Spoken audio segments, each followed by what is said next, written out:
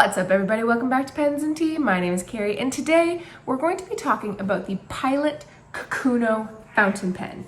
This pen I have had in my possession now for about 2 months, and I've definitely got some thoughts. So, first of all, it looks a little childish, should I say. It's a pastel theme, so white, pastel blue. You can get different cap colors. The body remains the same, except if you get like black, I think. But you can get like lime green, you can get blues, reds, oranges. I chose to go with the kind of like pale blue, pastel blue. And then the grip section is completely see-through, as you can tell. And then the feed is plastic, and the nib is the same nib that is on the Pilot Metropolitan. The only difference is it's got a little smiley winky face on it, which is super cute, in my opinion. I decided to pick this one up because I knew I liked the Pilot Metropolitan nib, so I would probably like this one as well. But I was curious about the body because the Pilot Metropolitan does come with a bit of a price hike for the body that you purchase because it's all metal. So it's going to be more durable, although to be honest, this feels really solid to me and I don't think anything's going to happen to it. The cap does have an inner, you can sort of see it, an inner seal, which is good because I was worried when I got it. It's got 3 holes in the top, but it does have an inner seal, so I've never had an issue with it drying out.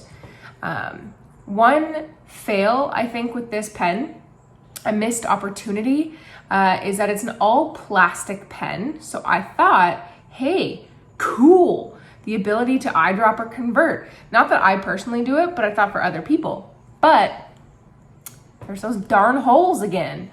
So you can't, unless you somehow figured out a way to plug them, but I would not trust that with myself. So that's a bummer. I have the Pilot Con 50 in here. It does not come with a converter because it's a cheaper pen, but it does fit any of the Pilot converters except for the Con 70, I believe. I've never tried the Con 40. This Con 50 I just had lying around. It also will fit the Con 20, which is the like squeeze bladder one. So you can do that. And of course, any of the cartridges, it does come with a cartridge, like pretty much any pen does. It has a medium nib. I believe you can also get a fine nib. I just chose not to. It fits pretty nice in my hand. It's very light. It is a very light pen. You can post it, which will give it a little bit more weight, but because it is so light, it doesn't back weight it, and to be honest, it doesn't really give you enough to like notice a big difference. I like the fact that the grip section is clear. I think that it's kind of neat to see all of the ink kind of floating around in the grip section. It does have a faceted design, so this little, like the facets that you see here on the pen body are the same that's on the grip section. So it's kind of hard to see since it's inked up, but it's the exact same, which to me fits nicely in my hand, so it's not a concern. I would hesitate to call it a triangle grip like on the Lamy Safari, because it's not. It's the multifacet here, but it does end up sort of mimicking that style grip section. So if you're a really big hater of a triangle grip section, then I would not necessarily get this one and maybe go with the Pilot Metropolitan. There's a bit of a step that you can see here between the grip section and like this little piece of plastic before the nib and feed. It flares out, which is nice because it stops your hands from actually touching the nib or feed, but it does act sort of as like an ink collector when you dip it into the bottle to fill up the converter. Not that big of a deal. You just have to be conscious of, wiping that area when you're done. But it's just something to be aware of. What I like is that the nib and the feed are just friction fit, so you can pull it right out, clean the whole thing top to bottom. just like you can with the Pilot Metropolitan as well. So essentially, you'll get the same writing experience as a Pilot Metropolitan for less price, but you do end up with a slightly junior style looking pen. But that doesn't matter to some people. And I mean, would I want to like show this pen around to people who have never seen pens and I kind of want to impress them? No, definitely not. Will I keep it in my arsenal? Yeah, because it writes like a dream. It writes really well. And I think this is a bit of a sleeper pen, where most people don't really think about it.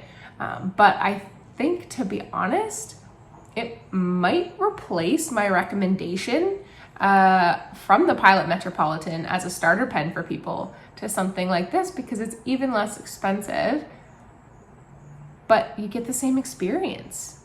So that said, I'm going to stop talking and let's get to the writing sample.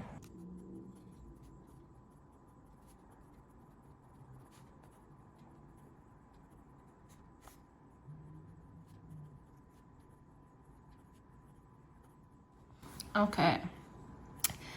So just as a reminder, this is the Pilot Kakuno medium nib, and the ink is Sailor Manyo Kuzu. So it performs beautifully, obviously keeps up with fast writing, no problem. Never any skips, hard starts, nothing. It's a solid steel nib, so you're not going to get really any flexibility out of it. Reverse writing.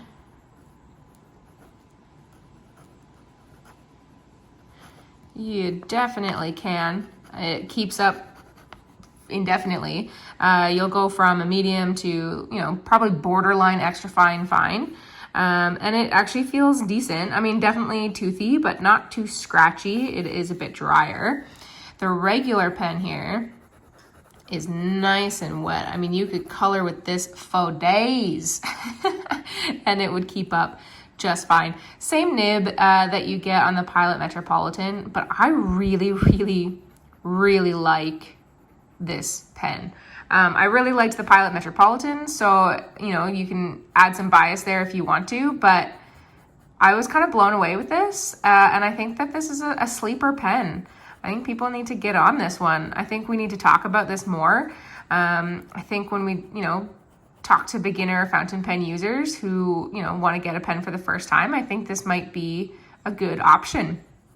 And I mean, honestly, even for people who are experienced with fountain pens, if they just want, a less expensive pen that still gives you a really great writing experience, then honestly, pick this one up. Like, don't be shy.